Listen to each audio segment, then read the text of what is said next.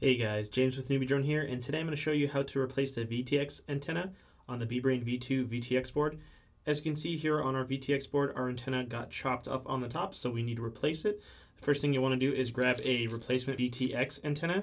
We sell these on our site. I'll have a link in the video description below for where to get it.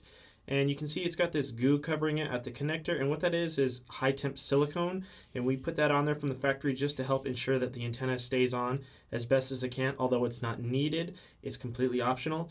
So what you want to do is just kind of carefully wiggle this to kind of start breaking the glue apart. Once you've done that a few times, you can just gently pry that off, and you can see we have the bottom of the connector there, and it's just a regular connector like that. So now I'm going to grab our replacement connector. Got a nice new one right there, same kind of attachment, and we'll simply just take this, grab our VTX board, and just plug it in like that.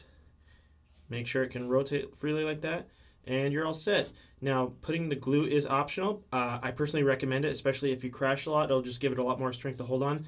But as you can see, it's not needed at all. It hangs on just fine like that, even when you throw it around like that. If you guys have any questions, please leave a comment below.